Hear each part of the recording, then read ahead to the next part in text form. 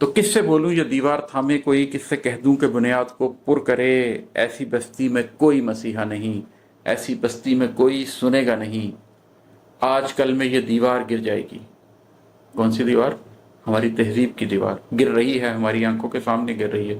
کسی college university میں جا کے ماحول دیکھے، نوجوان نسل کا رجحان دیکھیں، آپ کو اندازہ ہو جائے گا۔ آج کل میں یہ دیوار گر جائے گی، یہ خزانہ یہیں پر ہی رٹ جائے گا، میرے اجداد کی سب روایات کا، دین و دنیا کے سارے کمالات کا نام تک اس زمانے سے مٹ جائے گا۔ یاجوج ماجوج اپنی کاربن کاپیز بناتے چلے جا رہے ہیں، بناتے چلے جا رہے ہیں، اور ہم سب یاجوج ماجوج کے رنگ میں رنگتے چلے جا رہے ہیں۔ یہ یاجوج ماجوج سویلائزیشن ہے جو دنیا کے پانی پیتی چلی جا رہی ہے۔ تفصیلی بات بھی کریں گے کبھی اس پر۔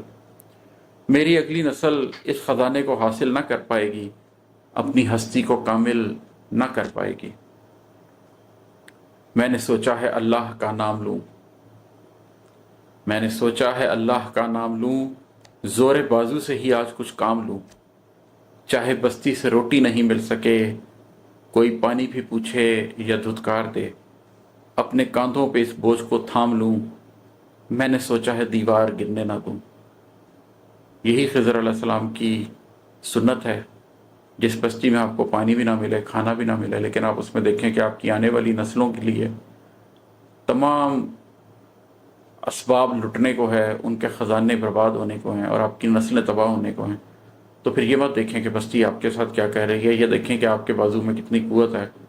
خضر علیہ السلام کی سنت پہ عمل کریں۔ سورۃ الکہف کے اندر قرآن نے جو طریقہ ہمیں بتایا ہے آخر الزمان میں زندہ رہنے کا، اس کی کوشش کریں، اور اپنے زور بازو سے کام لیتے ہوئے اپنی تہذیبی اقدار کو بچانے کی کوشش کریں، اپنی آنے والی نسلوں کو بچانے کی کوشش کریں۔ جزاک اللہ۔